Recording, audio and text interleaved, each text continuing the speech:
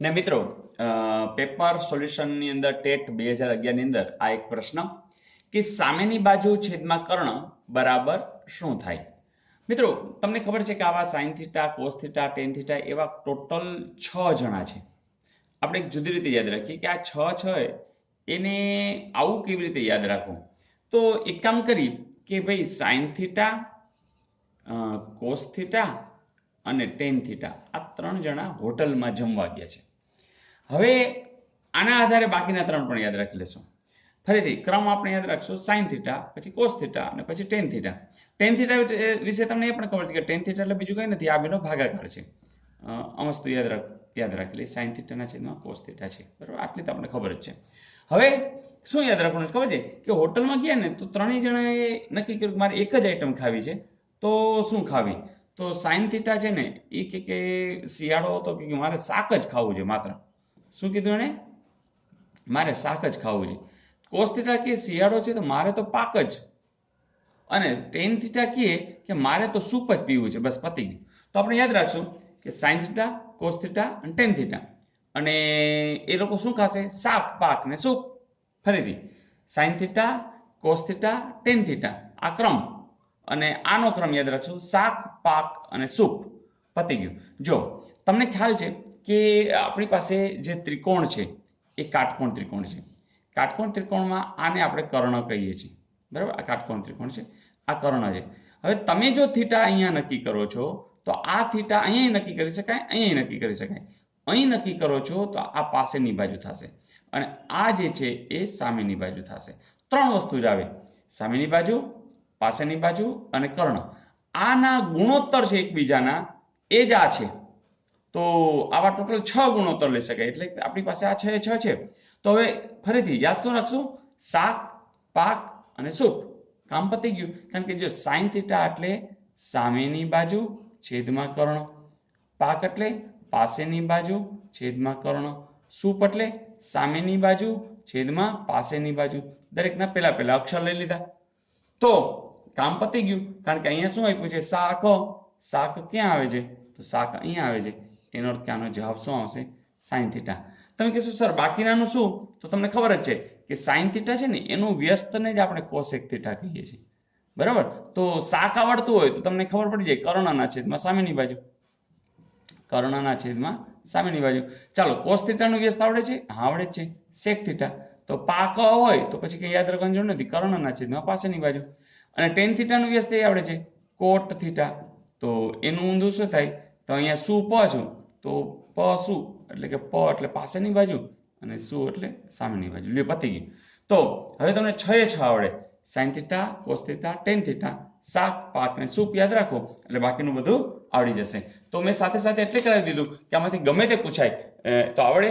અને આમાં શાક, પાક ને સૂપમાં સામેની બાજુ મહત્વનું છે, પાસેની બાજુ મહત્વનું છે, કર્ણ મહત્વનું છે.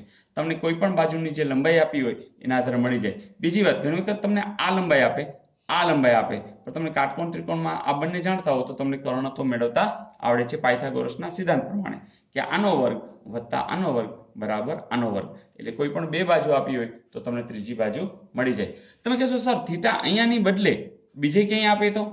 બીજે એટલે એક જ જગ્યાએ, કારણ કે આ તો કાટકોણ છે, અહીંયા આપે. અહીંયા આપશે તો શું થશે? આ કર્ણ બની જાય.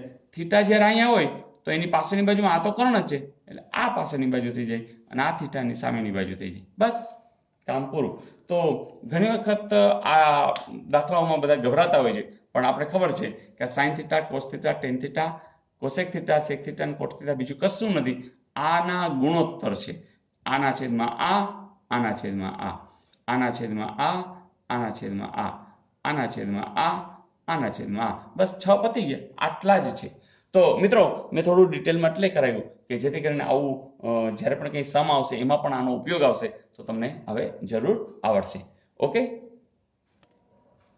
ને અહીં એમ કહ્યું છે કે બે સમાંતર રેખાઓની છેદિકાથી યુગ્મકોણોની કેટલી જોડ બને? મિત્રો તમને ખબર છે કે જ્યારે તમે સમાંતર રેખા બે લ્યો અને જ્યારે તમે છેદિકા દોરો ત્યારે આ ખૂણો અને આ ખૂણો એ જે જોડ છે એ યુગ્મકોણો છે, અને આમ કરીને આમ વિચારો છો એટલે આ પણ આ જે જોડ છે એ પણ યુગ્મકોણો છે. એટલે આ એક જોડ અને આ બીજી જોડ. બીજી રીતે મિત્રો યાદ રાખવામાં, જો તમે આમ ઝેડ યાદ રાખશો ને, એટલે મેં તમને કીધું હતું ને યુગ્મ કોણ આમ જ લખાય.